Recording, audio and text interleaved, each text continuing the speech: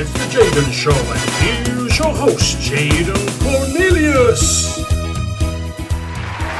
It's Sunday, and it's another episode of the Jaden Show. I'm very excited this week because I'm going all the way to Canada, to meet an incredible man. Not only is his artwork off the scale amazing, he's even had his artwork used on Canadian collectible coins. I mean, this guy is incredible. You definitely need to check him out. But he can sing, you understand. This boy is an amazing opera singer as well. Let's introduce you, before we go and have a chat, let's introduce you to some of his work. This is Denis Mayer Jr. Check him out.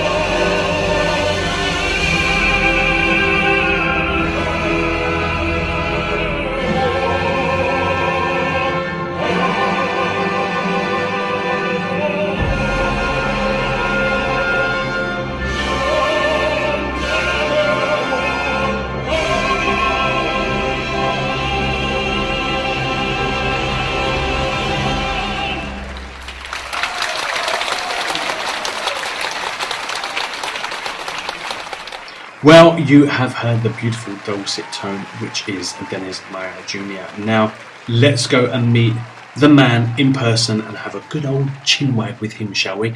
We're now going to go all the way to Canada to meet the incredible, this week's special guest, Denis Mayer Jr.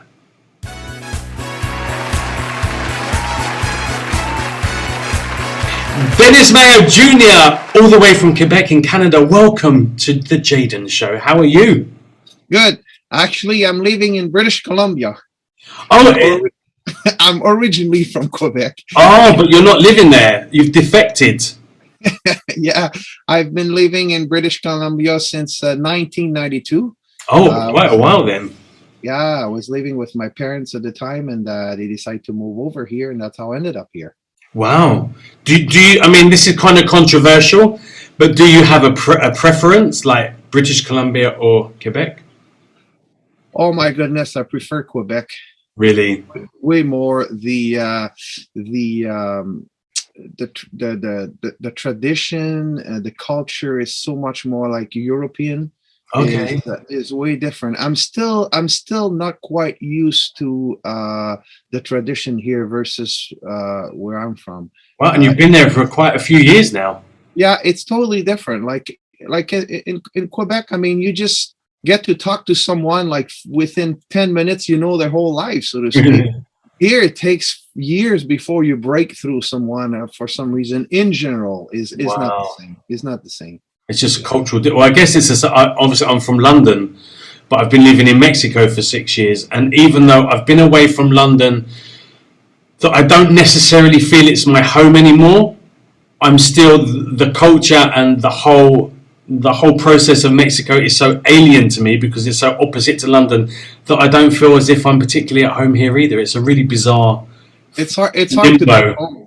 I went a couple times in Quebec, and even as soon as I landed in the airport, it's psychological. But it's almost like you feel like you're being embraced. This is your home. Wow. It's weird, but it's real. And it's also where it all began for you. I mean, like I'm bigging you up because it's true. I'm not bigging you up to get on your side or anything, but just because you're an incredible artist and a bloody amazing singer. Like, really, in all reality, I should actually hate you because you're just so bloody talented. But I'm like, oh my God, this guy's just got everything going on. It's not fair. But it's amazing. And I guess Quebec is where it all started, right? Yeah, I mean, actually, I left school. This is something I would not suggest any kid to do today, but I left school at the age of 13 years old. Mhm.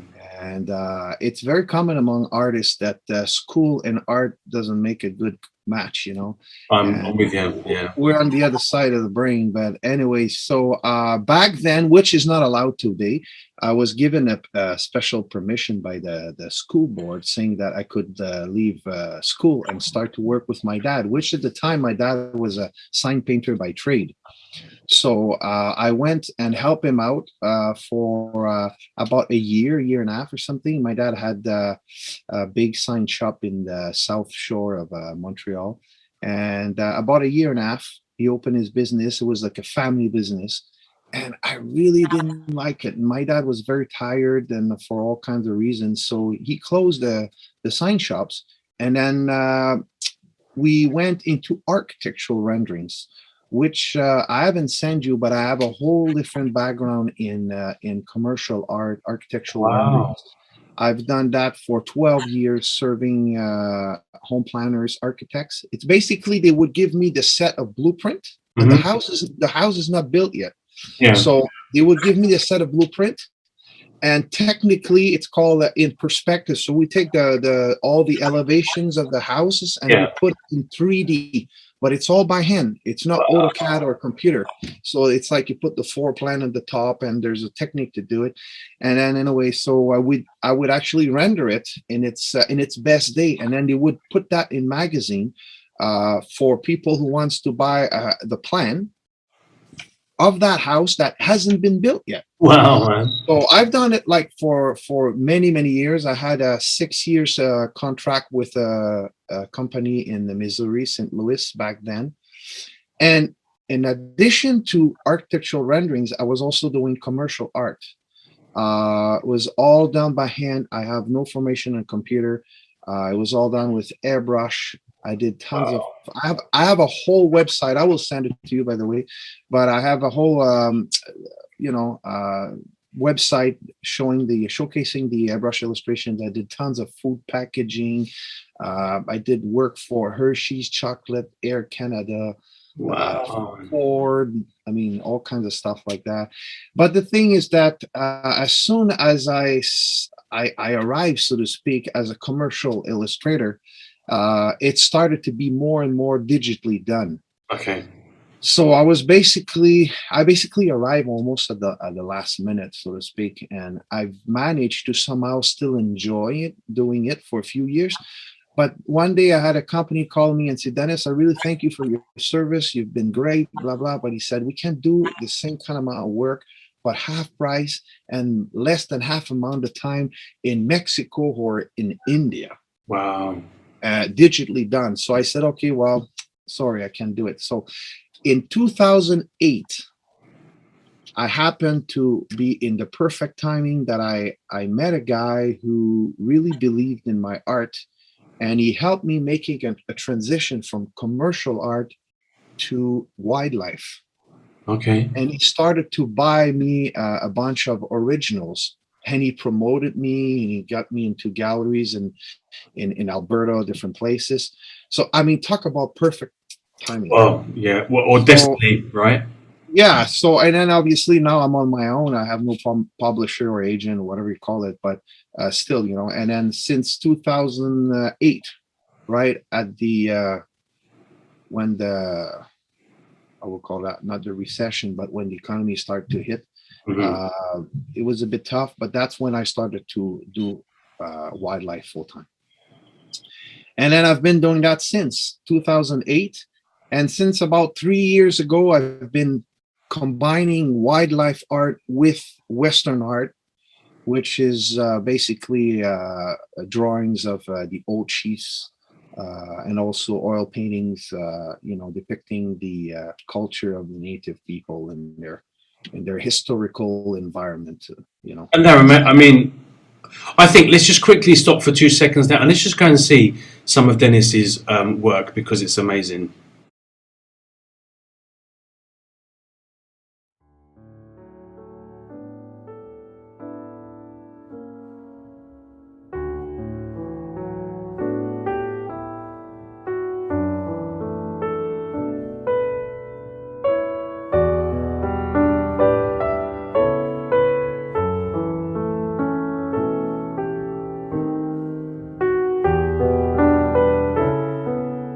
Here is a pencil drawing I did, and the original was sold a few years ago at the Algonquin Park in Ontario.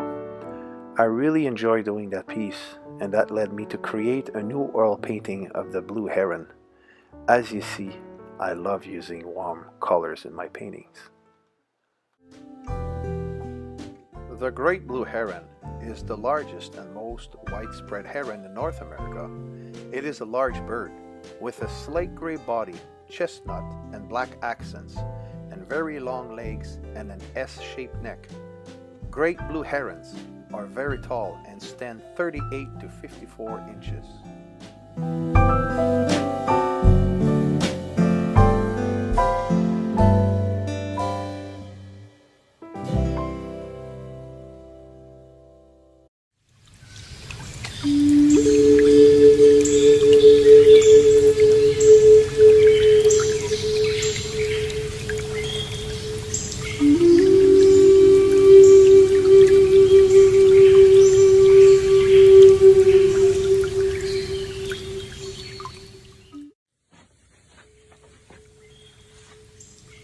Hello everyone, my name is Denis Mayer Jr., known as a wildlife artist.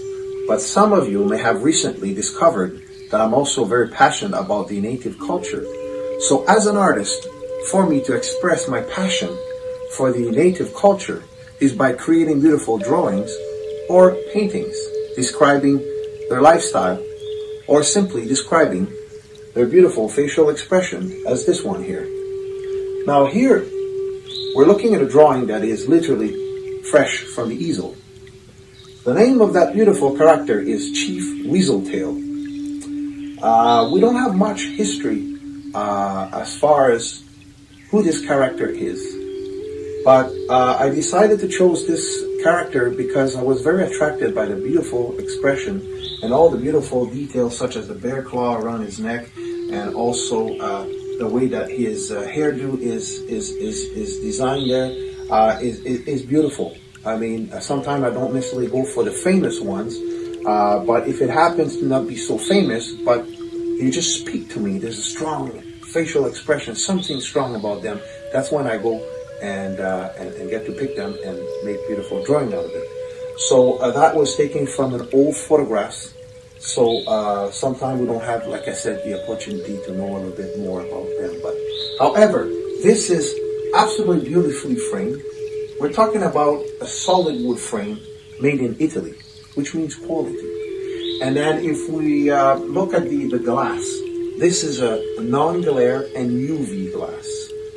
Here we have a beautiful plate describing the title of the painting. As I said, it's Chief Weaseltail. And also include 2 mattings. And also the image size alone is 12 inches wide by 19 inches high. Now for the total size of the frame, it's 20 inches wide by 27 inches high. It's absolutely gorgeous. I would say it's probably one of my favorite. You can see attached, I left the image alone for you to see a better close-up of the detail, because it's a bit hard here behind the glass, etc. But the texture of the skin and the hair, and I just love it, you know. But anyways, this one is available, and the beauty about it is that there will be no reproduction made. It's a one thing and that's it. I sell the original, and there's no copy, there's no reproduction made. So if you want to be the lucky owner of that beautiful, unique piece, it can be yours. Simply send me an email, and we'll discuss about the price and how we can have it shipped to you. All right? So meanwhile, stay safe, and I hope to hear from you. Bye-bye for now. Denis, that was absolutely amazing. So, it looks like there's photographs. Like when I first saw like pictures of your work, I was like, nah, he's not drawing that, man. That's coming from some kind of computer. And then I saw you drawing it, and I was like, if I drew you a picture, you would probably think, well, he's probably picked up a pencil for the first time and he's probably 3 years old. I mean, if I drew you something now, you know, was it just, I mean, obviously your dad was incredibly talented, and I do believe a lot of that's kind of passed down genetically, but did you just all of a sudden start a love for drawing, and it was something that was easy for you, or did you have to go to classes and study and you know, like I never went to art school, never. And obviously it was in the, you know, in the genetic. My dad was a sign painter. My dad never went into commercial art or fine art. He just was a sign painter. Mm-hmm. But what happened is, when you're an artist, I mean, like yourself being a musician, you know how it is. You don't wake up one morning and say, should I be a musician or a baker? I mean, it's in you. Like, you're born like that, right? So it's not a choice. I was born this way. And I remember when we were a kid, I was about maybe 10, 11 years old, maybe 12. Can't remember. My dad sat us, all of us, were sitting on a chair, and he said, I got to talk to you guys. He said, now you have to think about what you're going to do when you grow up, because it's based on high school subjects, right? If you want to go into carpentry, well, you might as well start now, and you have to have a certain goal. And I remember myself sitting in the chair, and I thought to myself, he's not talking to me. I know what I'm going to be. My decision is done. I want to be. Wow, man. Yeah. So, and you know, and I mean, it's and you know, I remember I was a little bit of a fighter by nature. I've always liked to fight when I was a kid and stuff, and obviously later on in my life, I ended up doing martial arts and stuff too. But I think a lot of your behaviours was actually encouraged by your school teaching, because obviously you were like a little git and really disruptive in class. So they sent you to the library where you had time to do all the things you love to do. So it was, I'm kind of feeling that this was kind of controlled shitty behaviour. It's like, I can send you there, man. It's like Christmas for me. Bring it on. Yeah.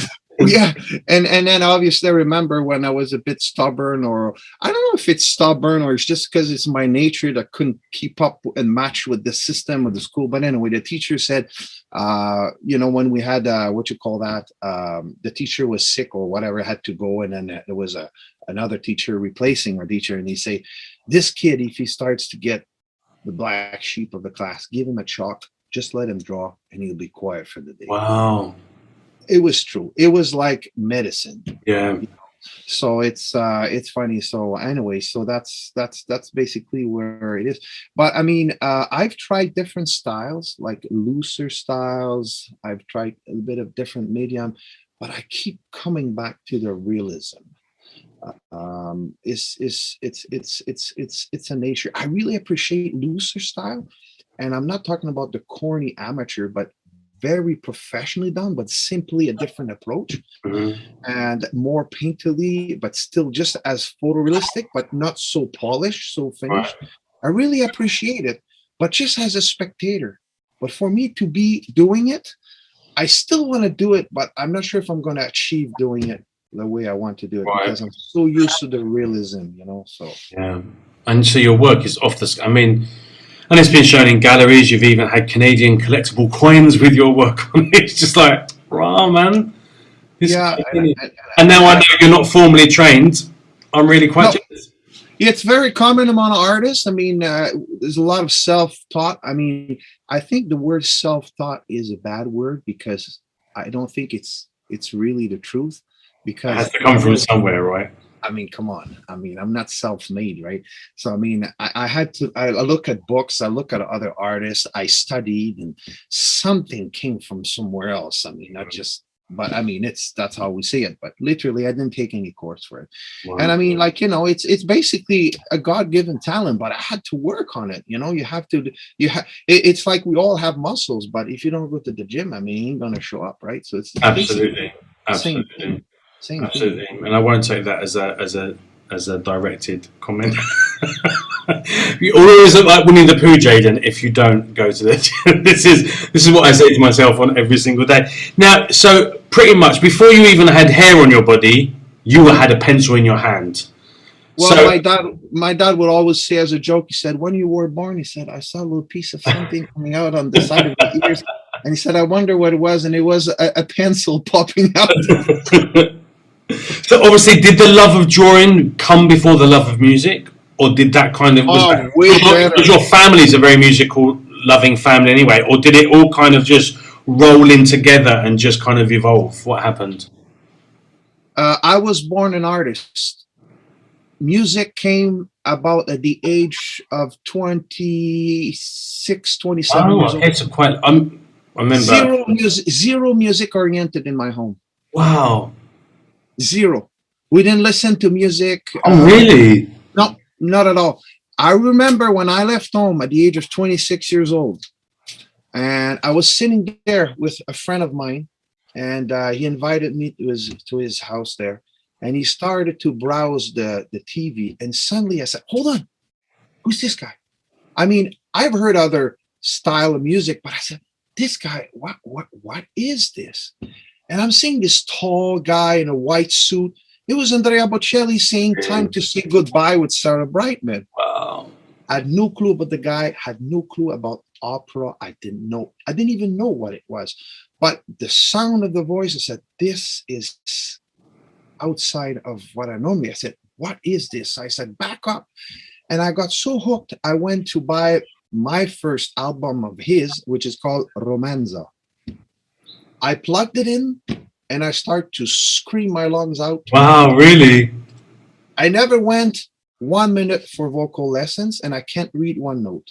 Wow, man. It's just by it was a joke at the beginning. I remember one time we went to a wedding, a garden wedding, and I started to sing a solo mio. I was very bold, and I guess I believe in myself for what I could do versus what I was then. Mm-hmm. But my wife would say, just stop that. I mean, I'm ashamed of you. It sounds horrible and this and that. But it's like in my head, I was not present. In my head, I knew something better would come. But anyway, so I was bold. I was like, anyway, so, and then I discovered later on the Il Divo. Oh, incredible. And then I got hooked with Carlos Marin, the baritone. Amazing, yeah. And I saw them live here in Vancouver.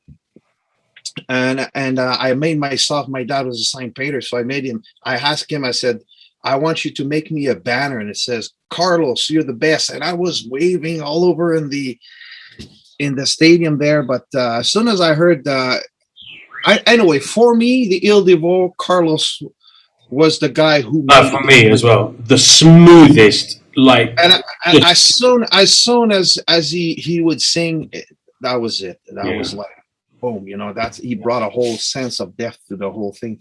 But yeah, I mean, and then obviously I started to discover other singers like Jonas Kaufman and all those guys later on and stuff. But yeah, so I was actually titled by a opera singer that I was a dramatic tenor. So Okay. I'm not baritone and I'm not a high tenor. I'm in between baritone and tenor tessitura. I'm like, That's kind of the same as me. They call me a baritone. yeah, So yeah, I can't go yeah. really high. And I think and it was exactly the same for me. Like I was in a very, very, very bad space many, many years ago. I had no heating. I was freezing. Had no friends, no internet. But I literally turned on the TV and watched. We have a thing in England called the Royal Variety Performance, and there were four really handsome guys dressed in suits singing a Tony Braxton song, which I love Tony Braxton R&B, in Spanish, which I think is one of the sexiest languages in the world. And it was like, Oh yeah. and I was like, oh my God, I need to be doing that. I need to be doing that. So literally, I sold what I could to be able to pay for like a half hour, 45-minute classical singing lesson with a mezzo soprano that was living locally, and that was it. I was on playing on the radio. I was literally played on the radio. I'd made a demo literally next week. They put it on the radio the following week. I was on the BBC News too because I was a pop star in my youth. So all of a sudden it was like pop star now becomes the bad, and because I'm piercings and tattoos, I had less tattoos then. But I was like, I would show up at theatre in jeans and a t-shirt, singing a Josh Groban song or Nella Fantasia or something. Yeah. And it would be like, you can go and change. The changing rooms are on the 5th floor. I'm like, no, this is me, love. I'm just coming here to sing. And I'd be like, Nella Fantasia. And it'd be like, oh my God. But you need to wear a suit. So I just became like the bad boy of classical crossover for a little bit. Because it was just about, but I loved it. And my voice had found its place.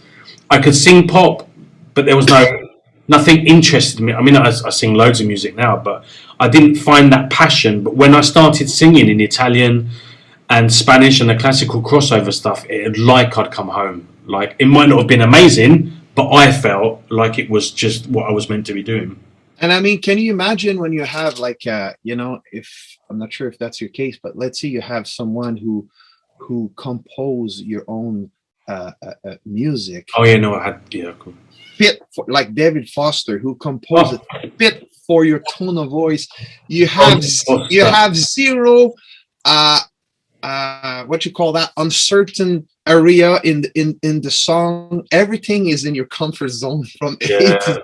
And it just gets you. That'd be well. I've been lucky. Like I co-written an album. My last album I co-wrote, and it was kind of, it was going more into kind of inspirational pop, but because I sound, if I'm singing Nella Fantasia or if I'm singing To Become One by, I don't sing To Become One by Spice Girls, it's just an example, but if I sung Spice Girls or Nella Fantasia, I always kind of sound, I mean, I can play with my voice to adapt to the music, but I always sound like Jaden in everything I do.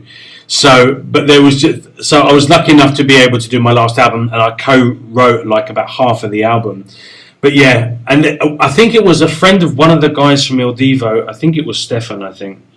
And one of his producers in France had written a song that was in French, English, and Italian. And I'd sung that many years ago. And that was literally for me. And it was in 3 different languages. And it was, that was just... So you are fluent in Spanish? No. I can speak enough to get by every single day now. But I'm old, and I'm blonde, and I'm stupid. So the 3 combined make it very difficult for me to learn a new language, to be fair. I'm not gifted for language. But I mean, for me to sing Italian, I'm not perfect, obviously. But it's the easiest way because it's very close to French. Well, for me, I can't speak any Italian, but when I sing it, I feel every bit of it.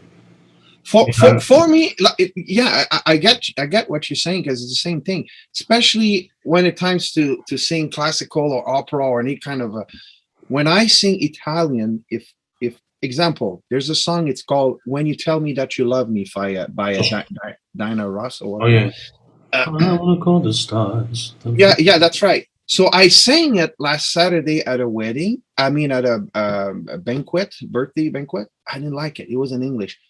But I also sang it in Italian. Quando sento che mi ami? Quando sento che mi ami, or something like that. I can't remember. Quando sento che mi ami, yeah, something like that. And then it's so much better. I mean, because when I sing in Italian, it's almost like I put a mask on. Yeah, absolutely. It's like singing in French is boring, man. That's my language. It's Right. not the same. It's almost like when you sing another language, even if I'm not perfect, it allows me to almost put a uniform and I'm someone else. It gives me energy. It gives me, and the tonality are so different. In Italian is more, it works well. You know? Yeah, no, I mean, for me, it took me a long time. I was singing Spanish and Italian in England all the time, like all the time. The majority of my songs were in those two languages. And I remember being in a theatre, I think there was like 700 to 900 people watching. And I'd sung it, it's by Josh Groban, it's called Un amore per sempre. And I'd sung it like, Questo città. I can't remember the whole song now, but anyway.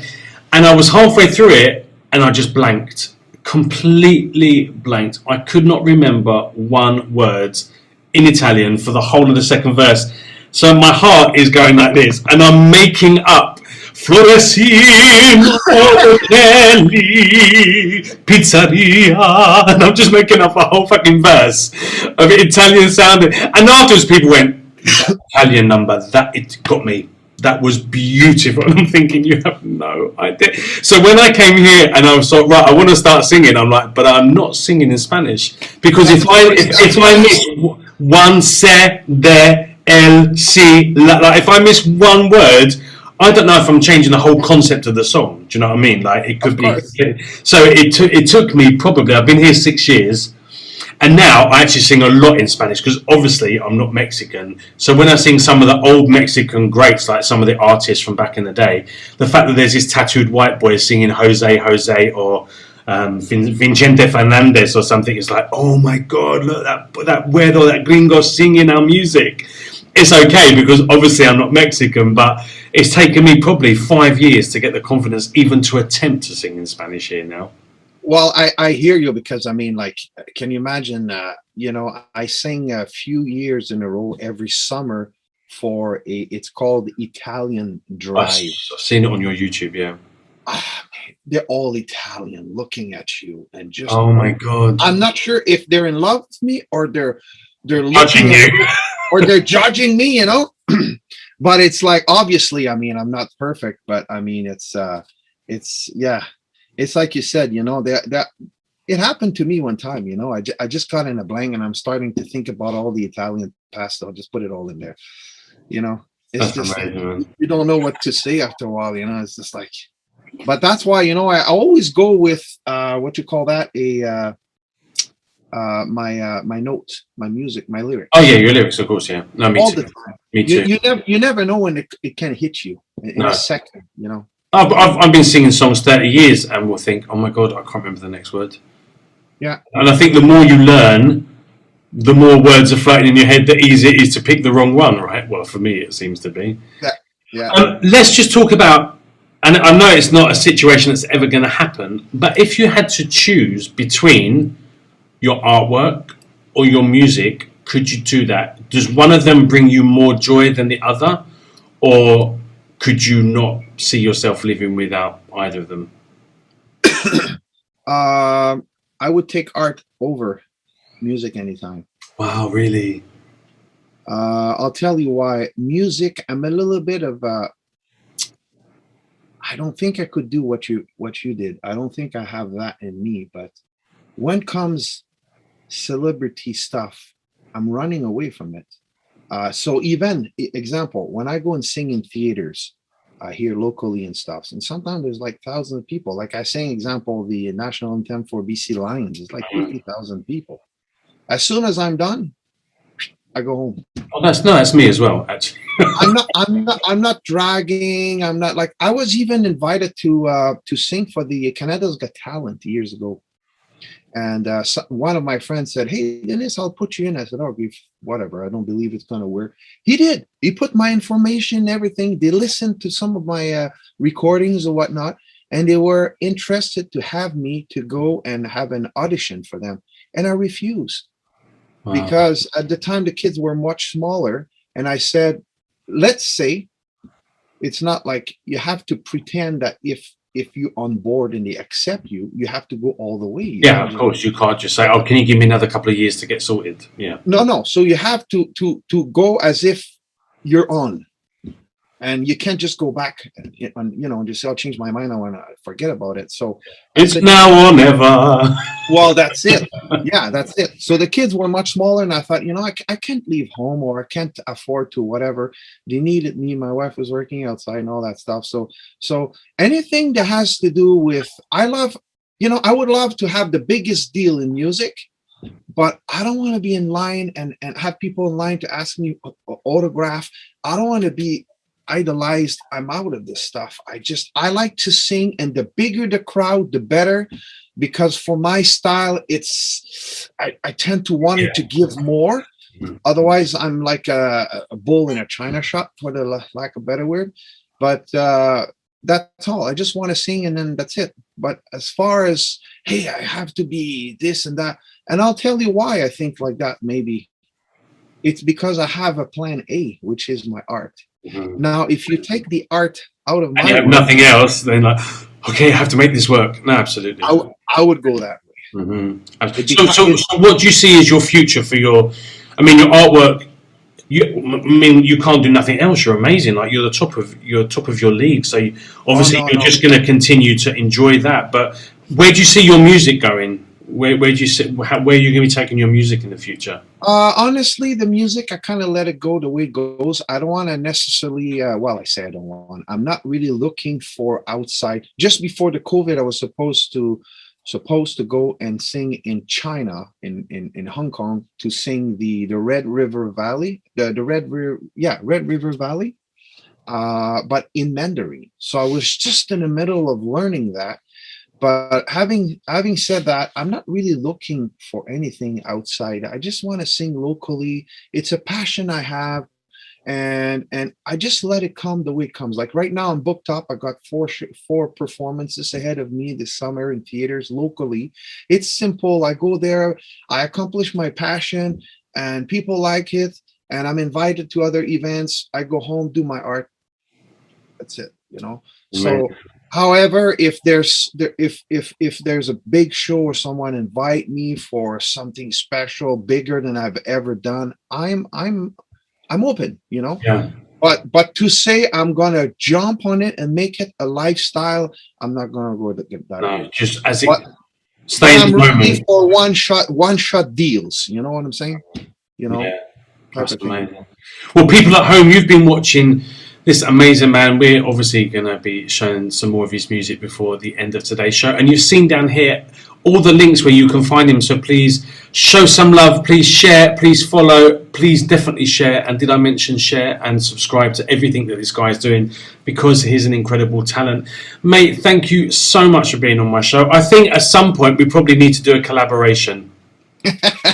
Well, absolutely. I'm open to that, and it was an honor to be on your show, Jaden. I really appreciate it, and we'll definitely stay in touch, because I shall be following you with a close eye, because I want you to be succeeding musically, because you're just incredible, mate. Yeah, thank you so much. I appreciate it. You take good care, man. Have a wonderful, wonderful rest of the week. All right, likewise. See you later, dude. I am so lucky to meet some bloody amazingly talented people. Thank you so much, Denis, for being part of my show today. Thank you guys at home so much for watching another episode of The Jaden Show. I truly believe that you truly enjoyed it, because how can you not? Thank you so much all for watching. Don't forget, I'm here every single Sunday. As long as you're supporting, I'm making shows, so thank you so much. Don't forget to subscribe to this channel, to tell your friends, family and enemies to also subscribe to this channel, and to find me on my social media platforms as well. Thank you so much for being part of this show. I'm not going to leave you with the credits. I'm going to leave you with, now I know it's a Christmas song, but this is a Christmas song for all seasons. It's a beautiful rendition of probably one of my favorite songs on the planet. This is Oh Holy Night by the amazing Denis Mayer Jr. Enjoy, and I'll see you next week on The Jaden Show. Take care.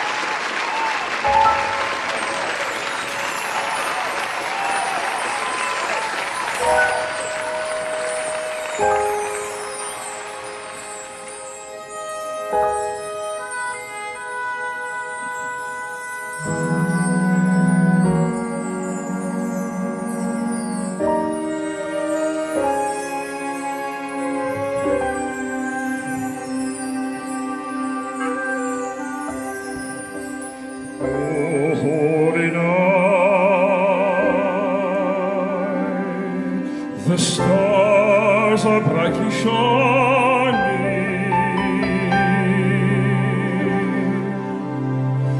It is the night of our dear Savior's birth.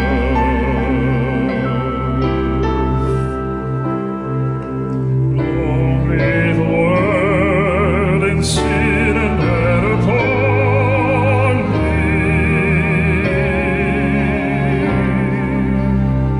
till he appeared, and the soul